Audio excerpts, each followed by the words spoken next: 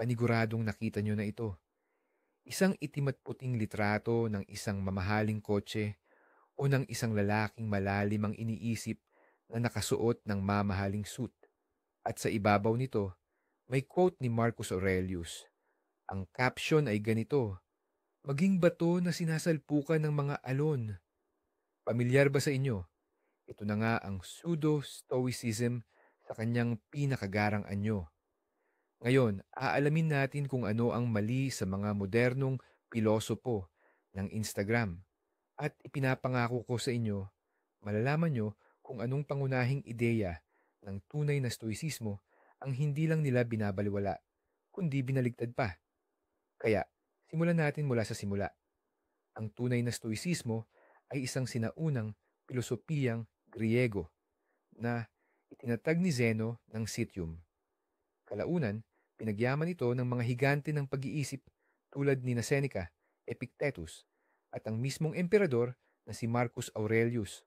Ang pangunahing ideya ng mga Stoic ay nakakatuwang simple, ngunit napakatalino.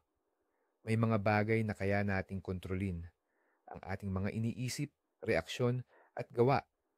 At may mga bagay naman na hindi natin kayang kontrolin, ang panahon, ang opinyon ng ibang tao, ang nakaraan. Ayon sa mga Stoic, ang karunungan ay nasa pagtutok ng lahat ng ating enerhiya sa una at ang tahimik na pagtanggap sa ikalawa, ang una at marahil pinakamapanganib na ideya tungkol sa pseudo-stoicismo ay ang maling paniniwala na ang isang Stoic ay isang taong walang pakiramdam o parang bato. Sasabihin sa'yo, may problema ka? Manatili kang kalmado. Ininsulto ka?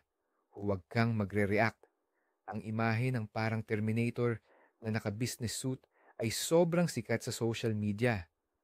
Ipinapakita nito ang ideya ng matinding pagpipigil sa sarili kung saan ang anumang emosyon ay kahinaan na dapat sugpuin at itago. Pero ito ang kabalintunaan. Ang mga tunay na stoic ay hindi kailanman nagsabing maging robot na walang pakiramdam. Para sa kanila, ang mga emosyon o tinatawag nilang pagnanasa ay likas na bahagi ng pagiging tao. Ito ay parang warning light sa dashboard ng sasakyan mo.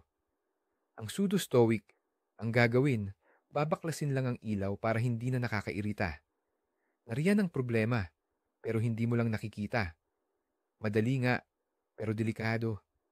Ang tunay na stoic naman, titingnan ng ilaw na yan at magtatanong, ano ang ipinahihiwatig mo sa akin? Galit, takot, lungkot, hindi iyang kaaway. Yan ay impormasyon. Impormasyon tungkol sa ating mga paghuhusga at pagtingin sa mundo. Tinuturo ng stoicismo na huwag bastang sugpuin ang galit, kundi suriin ito. Tanungin ang sarili, bakit ako nagalit? Talaga bang karapat dapat pagkapagod ang sitwasyong ito? Makatuwiran ba ang reaksyon ko? Nakikita mo ba ang pagkakaiba? Hindi basta-bastang pagsugpo, kundi may malay na pagsusuri. Hindi ito tungkol sa kawalan ng pakiramdam, kundi sa hindi pagiging alipin ng iyong mga damdamin. Ang susunod na maling pagpapakahulugan na kaakibat ng pagsupil sa damdamin ay kapag ang pagwawalang bahala ay ipinagkakamali bilang kapanatagan. Marahil, narinig mo na ang linyang ito na may pagmamalaki nilang sinasabi ng mga kunwari stoic. Wala akong pakialam. Kinikilala nila ito bilang tanda ng lakas at hindi tinatablan. Para bang umabot na sila sa punto na wala na silang iniintindi.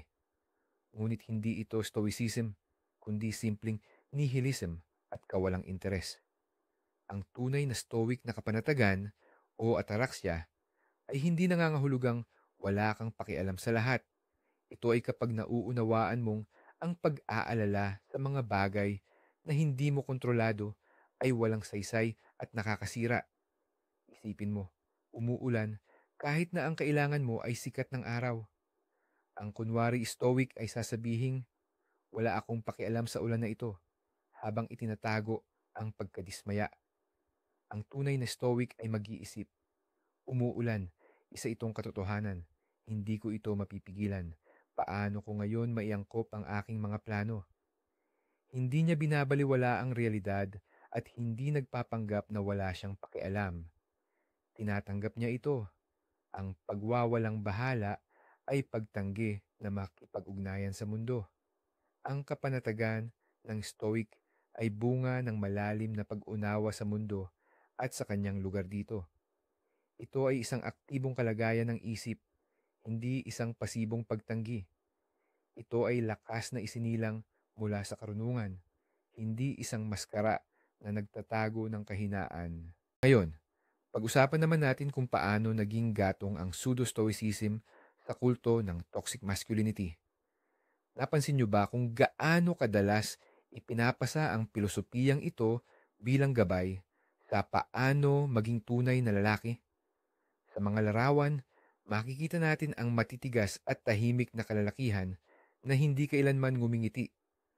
Tinuturuan silang maging hindi basta-basta nagpapatinag, hindi magpakita ng kahinaan, at hindi humingi ng tulong. Emosyon?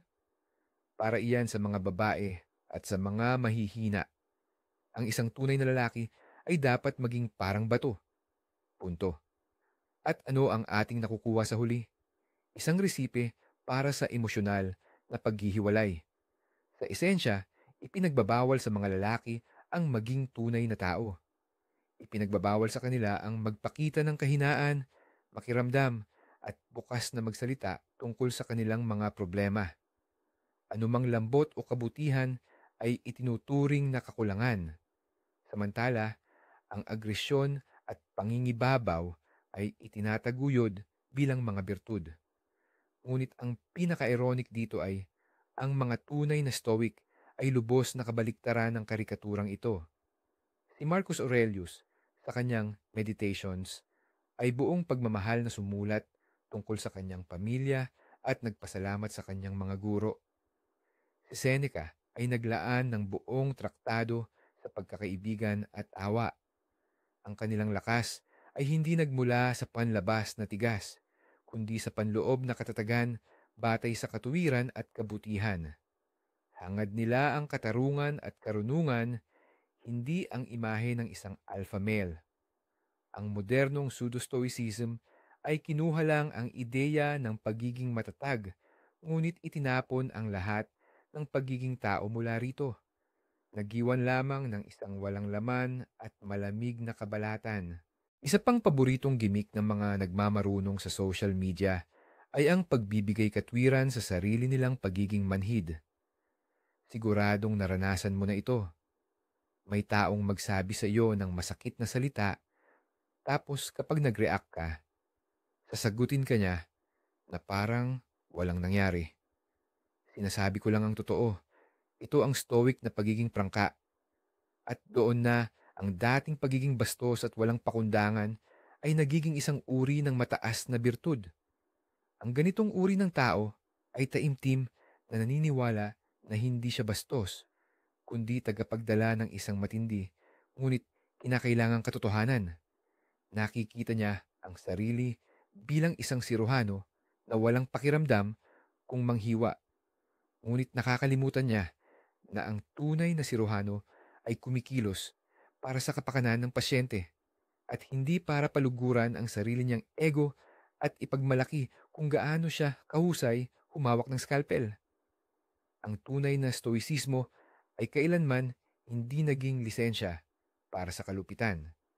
Oo, pinahahalagahan ng mga stoic ang katotohanan, ngunit pinahahalagahan nila ito sa konteksto ng apat na pangunahing birtud: karunungan, katarungan, tapang at pagtitimpe. Bago magsabi ng kahit ano, itatanong ng isang tunay na stoic sa sarili niya, ito ba ay makatarungan? Makakatulong ba ito sa tao? Hindi ba ang pagnanais kong sabihin ang katotohanan ay dulot lamang ng pagmamataas? Ang isang piking stoic naman ay ginagamit ang katotohanan bilang isang pamalo. Pinupukpok lang niya ito, nagpapakasasa sa kanyang huwad na katapatan at hindi iniisip ang mga kahihinatnan. Narito na naman ang isa pang popular na karakter sa ating mundo ng Instagram, ang lone wolf. Sarili lang niya ang kinakampihan. Wala siyang pinagkakatiwalaan at hindi umaasa sa kahit sino. Ang mundo ay gubat at ang pinakamalakas lang ang nakakaligtas. Para sa kanya, ang ibang tao ay kakumpetensya lang o kaya naman ay magagamit. At ang pilosopiyang ito ng pagiging makasarili ay ipinipresenta rin na parang parte ng stoicismo. Kunwari, ang tunay na marunong ay napakasarili sapat na wala na siyang kailangan kahit sino.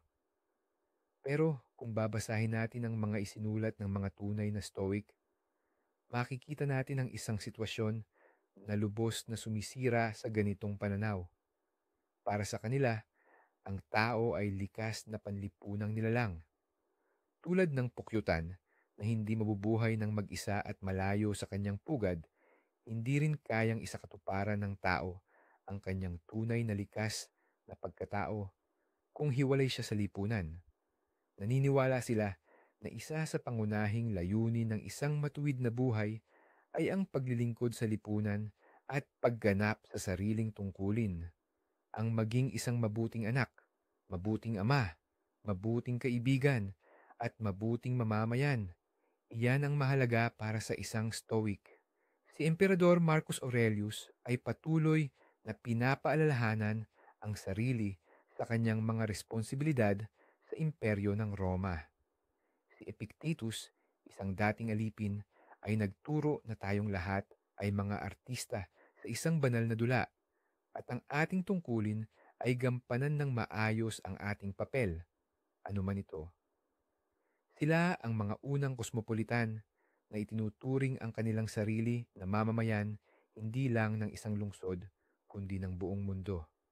Kaya, habang ang isang Peking Stoic ay nagtatayo ng kuta sa paligid niya upang ihiwalay ang sarili sa mundo, ang isang tunay na Stoic naman ay nag-iisip kung paano mapapabuti ang mundong ito para sa lahat.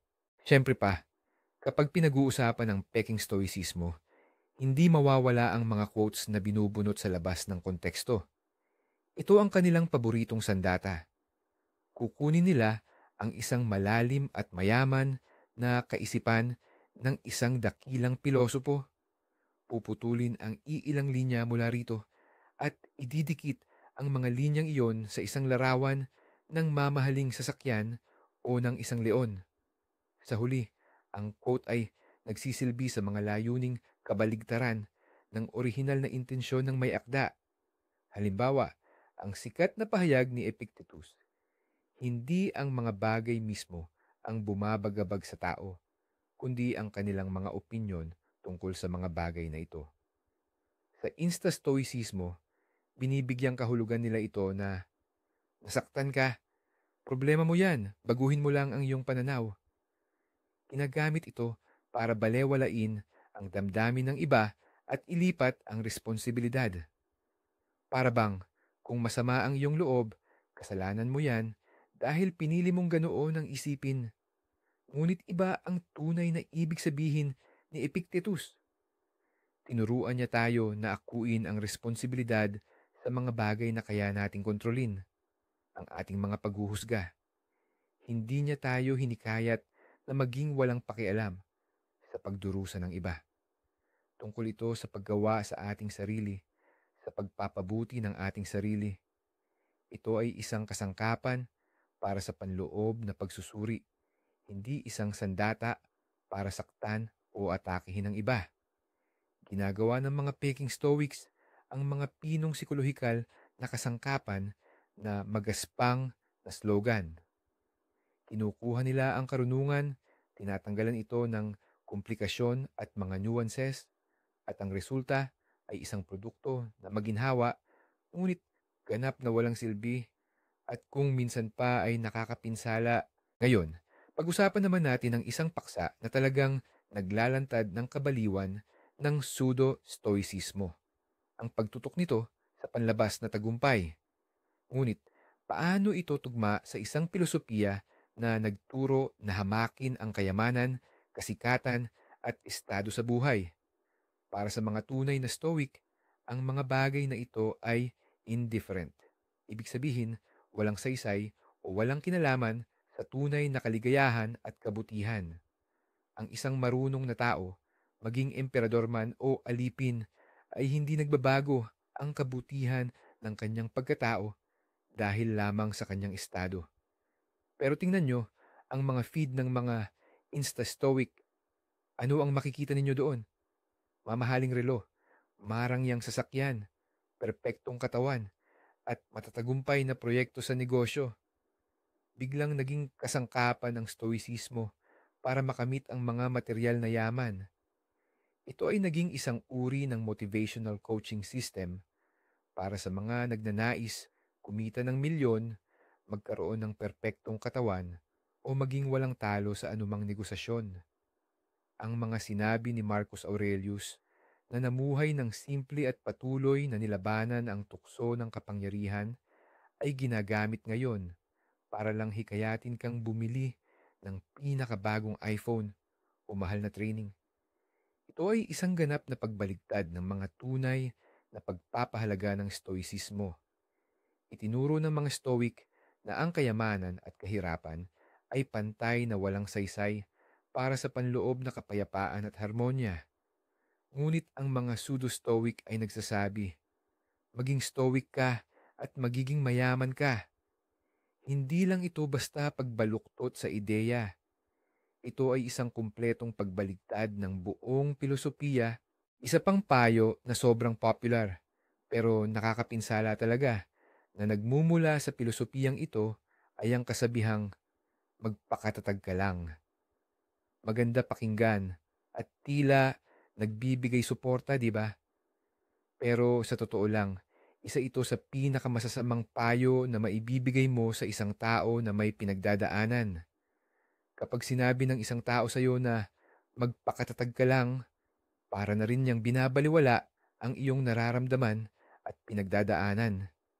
Isipin mo, nabalian ka ng binti, tapos sasabihan ka, magpakatatag ka lang at ipagpatuloy ang paglalakad.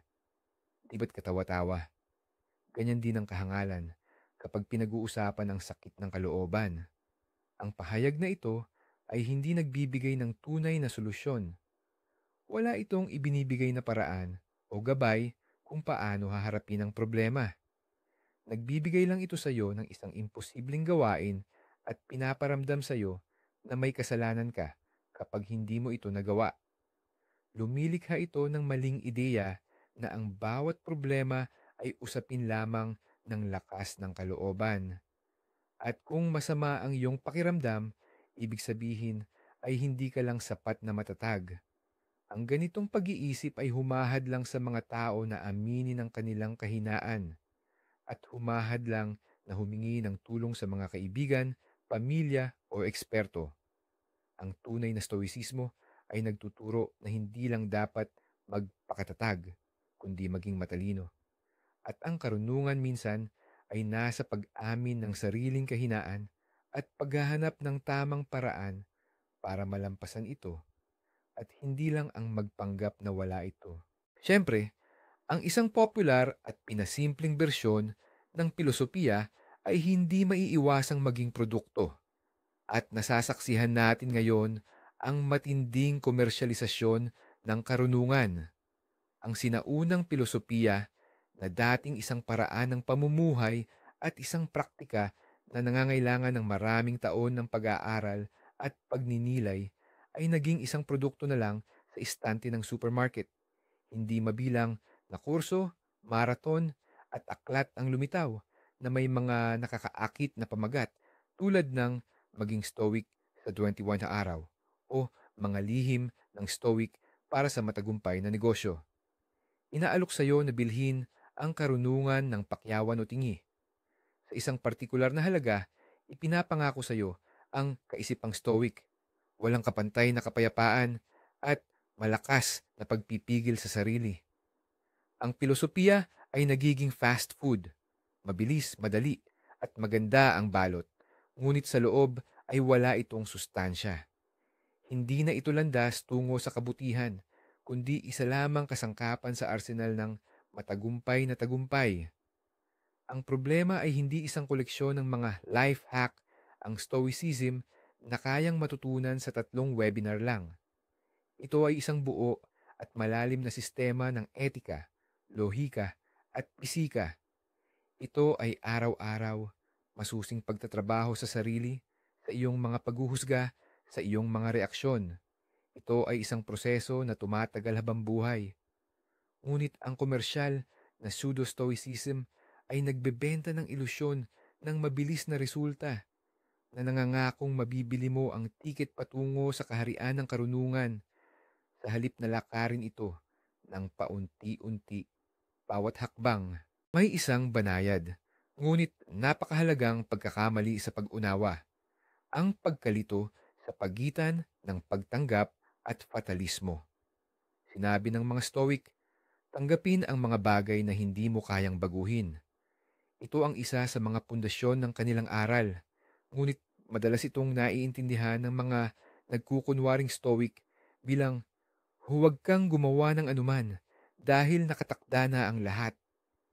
Sa huli, ang pilosopiya ng pagkilos ay nagiging pilosopiya ng kawalang kibo. Kapag humaharap sa problema, ang isang tao ay basta na lang susuko at sasabihin, ito na ang kapalaran, tinatanggap ko ito ng may pagpapaubaya. Natanggal sa trabaho, kapalaran. Masamang relasyon, kapalaran.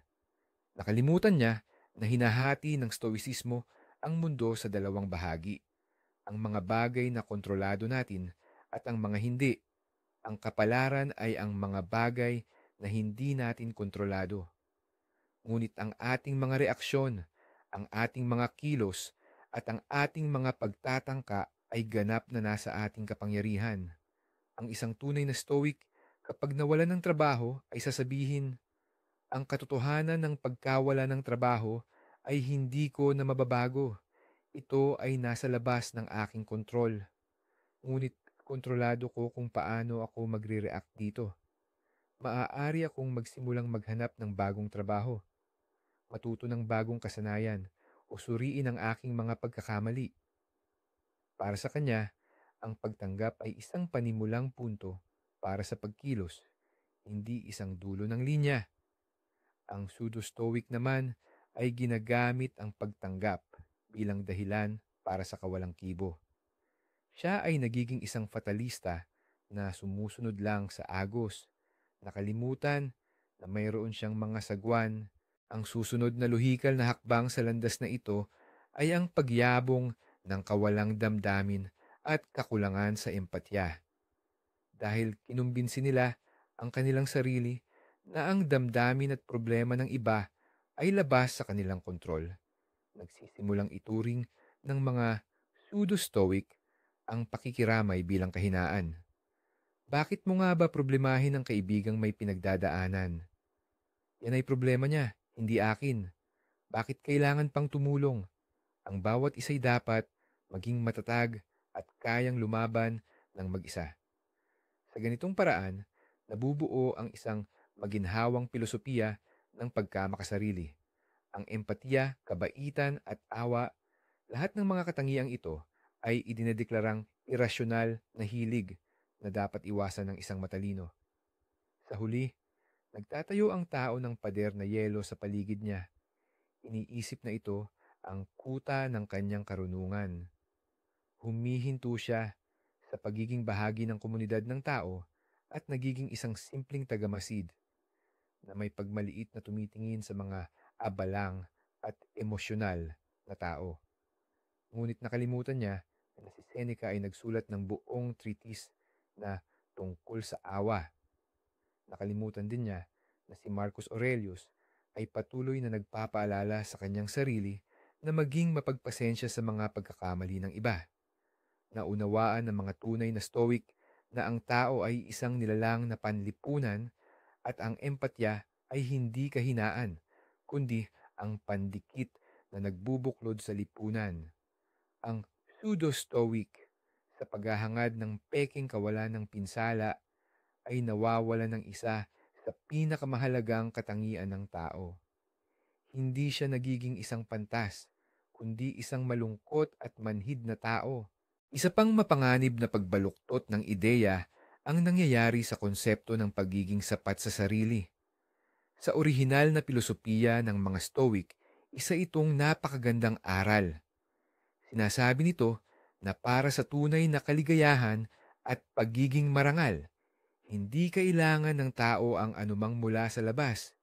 Hindi kayang ibigay ng yaman, ng kasikatan, o ng pagtanggap ng iba ang tunay na kaligayahan o kalungkutan sa isang tao. Ang lahat ng kailangan ay nasa loob na ng kanyang sarili, sa kanyang isip at kakayahang gumawa ng tamang pagpili. Ngunit sa kamay ng mga instagurus, ang ideyang ito ay binabaluktot hanggang sa suktulan. Ang pagiging sapat sa sarili ay nagiging pagiging makasarili. Ang pahayag na wala akong kailangan kahit sino para maging masaya ay nagiging kanilang moto. Ang ugnayan sa ibang tao ay tinitingnan bilang pabigat, bilang potensyal na banta sa kanilang panloob na kapayapaan. Pakikipagkaibigan, pag-ibig, pamilya, ang lahat ng ito ay nagiging pangalawa lamang na madaling talikuran para sa kanilang kalayaan.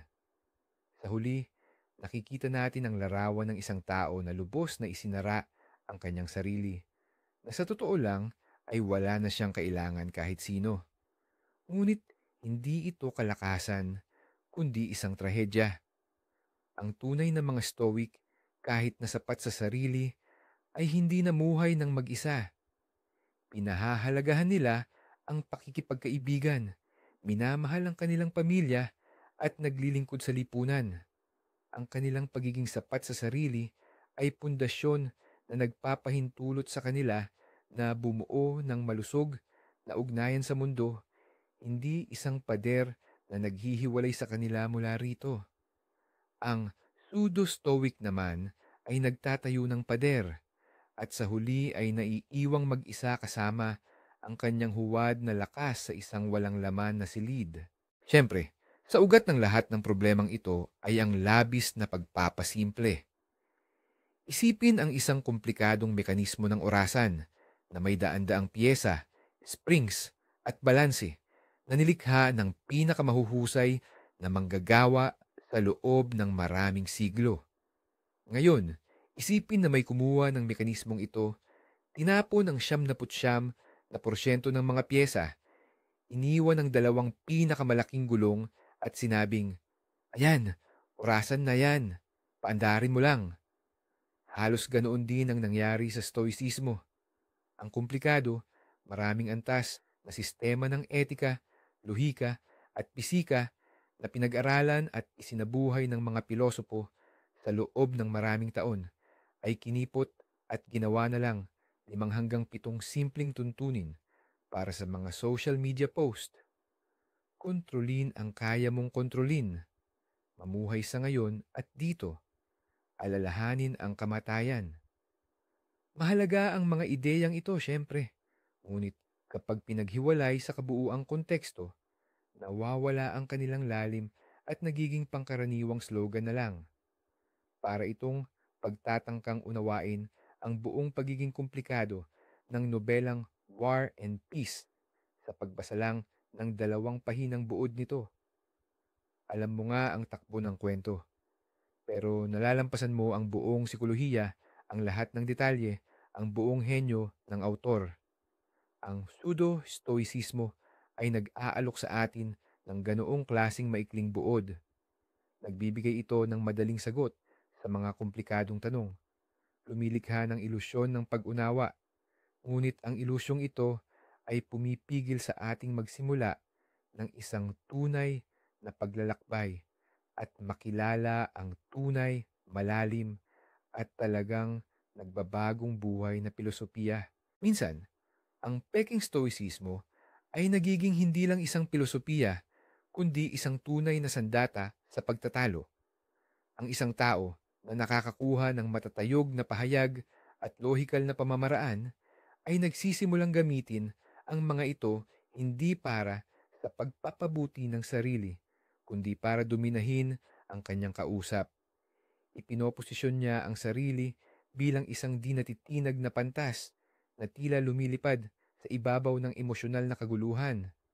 Anumang argumento mo na sinusuportahan ng emosyon ay madali niyang sasagutin ng, "Iyan ay paghuhusga mo lang, hindi ang katotohanan." Inaakusahan ka niya ng pagiging irasyonal, na ikaw ay nagpapadala sa bugso ng damdamin. Maaari niyang gamitin ang tinatawag na stoic dichotomy of control upang balewalain ang iyong mga nararamdaman. Nag-aalala ka sa mga bagay na hindi mo kontrolado, hindi iyan lohikal.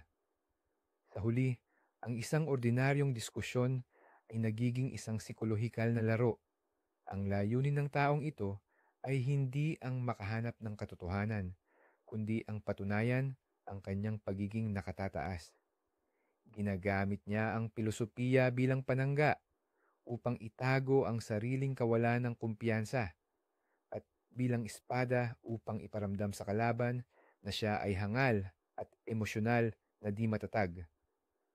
Lubos itong salungat sa diwa ng stoicismo na tinitingnan ng dialogo at lohika bilang mga kasangkapan para sa magkasanib na paghahanap ng katotohanan, at hindi bilang paraan upang ipahiya ang ibang tao at magyabang sa kapinsalaan niya.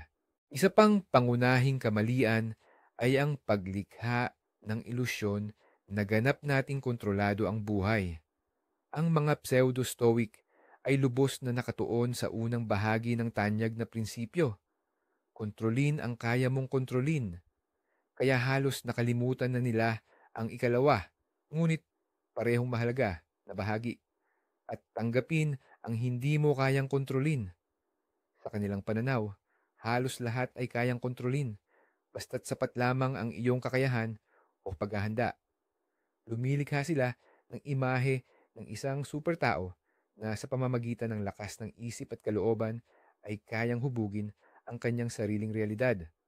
Mga sakit, kabiguan, krisis sa ekonomiya, maging ang kamatayan, lahat ng ito ay ipinapakita bilang mga hamon na dapat malampasan ng isang stoic na matatag ang loob. At kung may hindi mangyari o magtagumpay, ibig sabihin ay hindi siya sapat na nagsikap o kulang sa disiplina. Nagdudulot ito ng matinding pagkakasala at pagkabalisa. Nagsisimulang maniwala ang isang tao na siya ang may pananagutan sa lahat ng nangyayari sa kanyang buhay. Ngunit hindi ito totoo. Ang buhay ay puno ng mga aksidente, kaguluhan, at mga bagay na ganap na hindi natin kontrolado. At ang karunungan ng tunay na stoic ay hindi ang subukang kontrolin ang hindi makontrol, kundi ang magkaroon ng lakas at dignidad na tanggapin ito.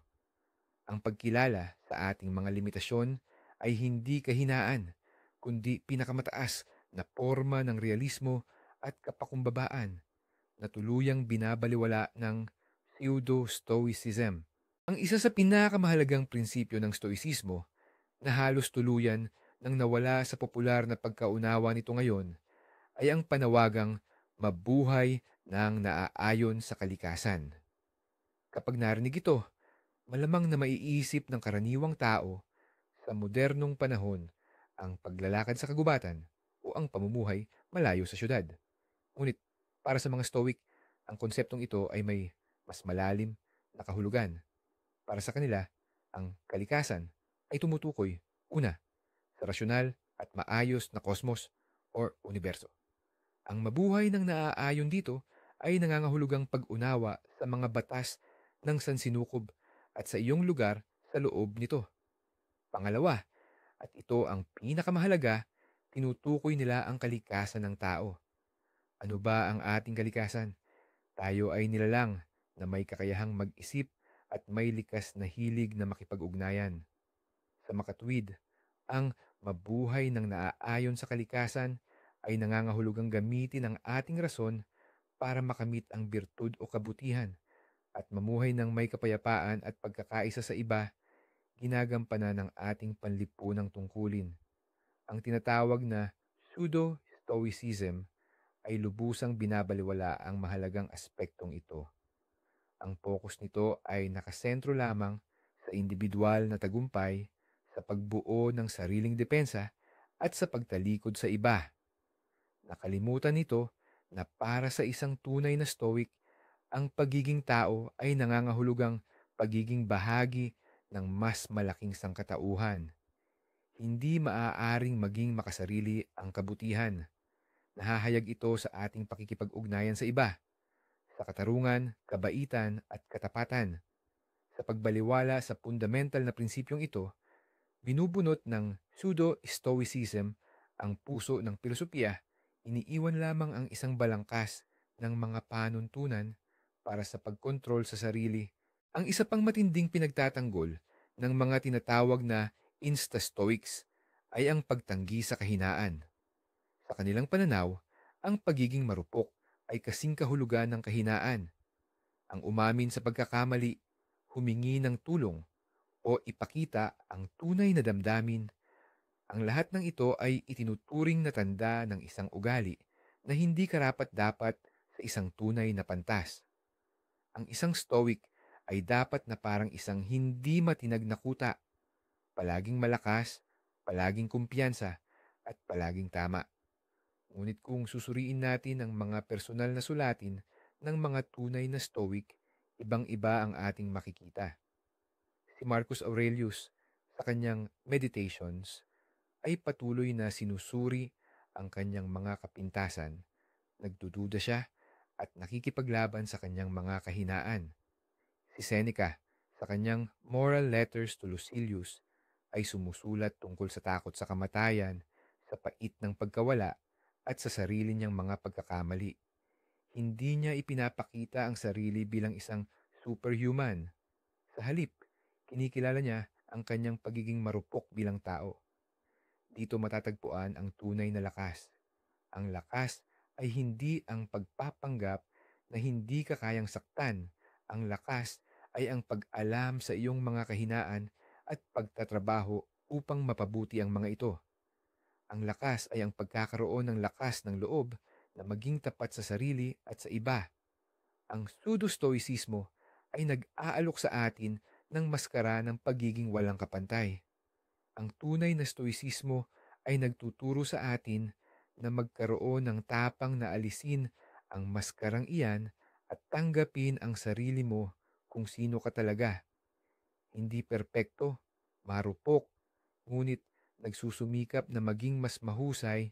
Dito natin makikita ang malaking pagkakaiba. Para sa mga padip sa Instagram, ang stoicism ay isang pangalan lang, isang label na idinidikit sa sarili. Stoic ako. Ito ay isang imahe, isang magandang maskara na isusuot para sa mga litrato sa social media. Nagpa-picture lang siya na may hawak na librong mukhang pang-deep, nag-post ng quote, at para sa araw na yon, tapos na ang kanyang stoicism. Pero, para sa isang tunay na pilosopo, ang stoicism ay isang pandiwa. Ito ay pang-araw-araw, oras-oras na pagsasanay. Hindi ka lang basta stoic. Kailangan mo itong isabuhay. Ito ay parang pagkakaiba ng isang taong bumili ng mamahaling sportswear at nagsiselfie lang sa gym, kumpara sa tunay na atleta na araw-araw, anumang panahon ay nagsasanay.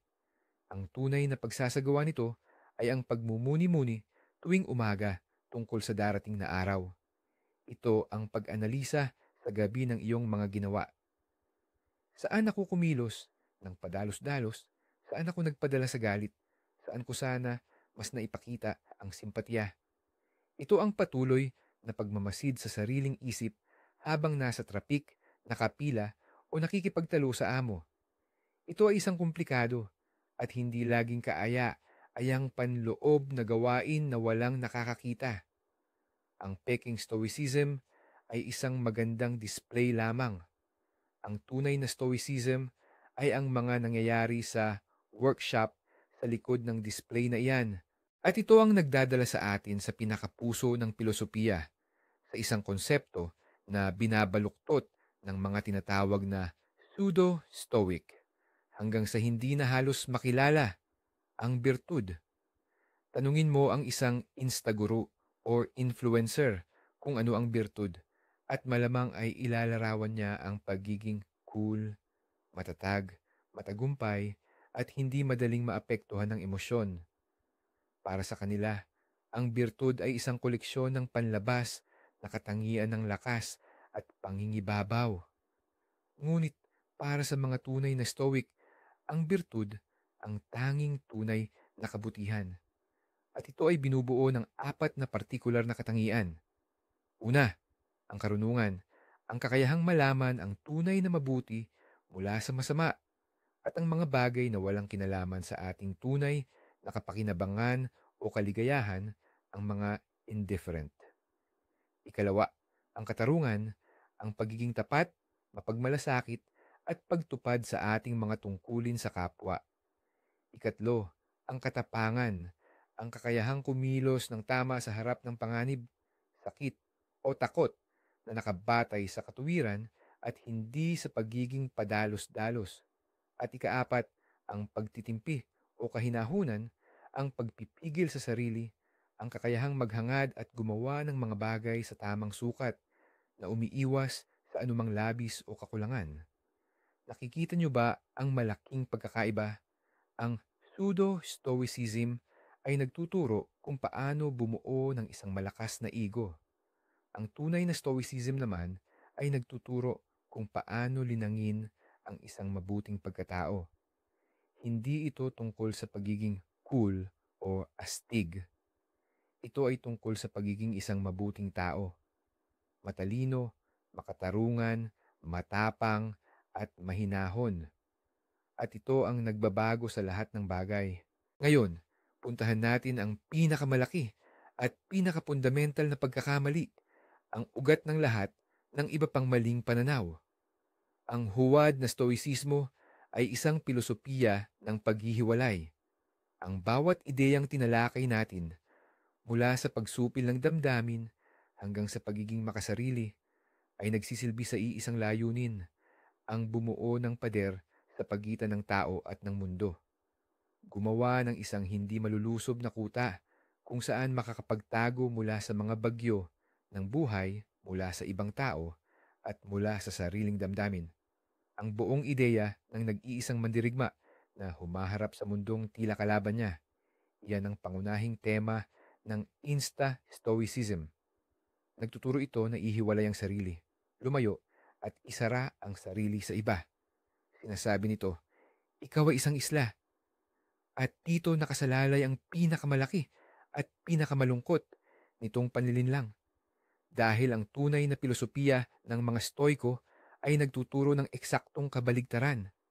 At ang inilalagay ng mga Stoiko sa sentro ng kanilang aral, hindi lang ito basta binabaliwala ng mga tinaguriang modernong pantas. Kinatatakutan pa nila ito. Ngayon, narito ang pinakamahalaga at nakakagulat na revelasyon na tuluyang sisira sa nakasanayan nating konsepto ng Instagram Stoicism. Ang mga nagpapanggap na Stoiko ay ibinabasi ang kanilang pilosopiya sa ideya ng paglayo sa iba, pagiging makasarili, at sa imahe ng isang nag-iisang mandirigma na humaharap sa mundo. Pero paano kung sabihin ko sa inyo na ang tunay na Stoicism ay pilosopiya ng pag-ibig? Oo, tama ang dinig nyo. Isa sa mga pangunahing konsepto ng Stoicism na halos hindi kailanman binabanggit sa mga sikat na pahina sa social media ay ang oikiosis. Maaari itong isalin bilang pagiging bahagi o pagkakaugnay. Ang mga Stoiko ay naniniwala na ang tao ay likas na panlipunang nilalang.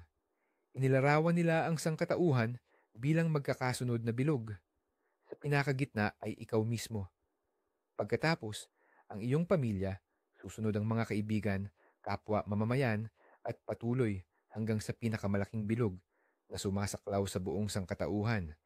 At ang tungkulin ng isang pantas ay palawakin ang kanyang pagmamalasakit at pag-ibig mula sa sentro patungo sa mga panlabas na bilog na ito, hanggang sa maramdaman niya ang pagkakaugnay sa lahat ng tao sa planeta. Nakikita niyo ba ang pagbabago ng pananaw? Ang pilosopiyang ibinebenta ngayon bilang awit ng matinding individualismo ay, sa katunayan, isang aral tungkol sa pandaigdigang pagkakaugnay-ugnay, pakikiramay, at tungkulin sa sangkatauhan. Ang tunay na Stoiko ay hindi isang malamig na bato, kundi isang mamamayan ng mundo na nagsisikap gawing mas mabuti ang mundong ito. Kaya sa susunod na makita nyo ang quote ni Marcus Aurelius na nakaposte sa likod ng isang sports car, tandaan lang ito. Ang tunay na stoicism ay hindi tungkol sa paghihiwalay ng sarili sa mundo sa pamamagitan ng pader ng pagwawalang bahala. Ito ay tungkol sa pagtatayo ng tulay patungo sa ibang tao. Salamat sa panonood ng video na ito hanggang dulo. Kung ito ay nagbigay sa inyo ng pag-iisip o may natutunan kayong bago, mag-like at mag-subscribe sa channel para hindi makaligtaan ang mga bagong diskusyon. Ngayon, may tanong ako sa inyo. Isulat sa comments kung anong pinakakaiba or katawa-tawang stoic na payo ang nakita nyo sa internet. Pag-usapan natin yan.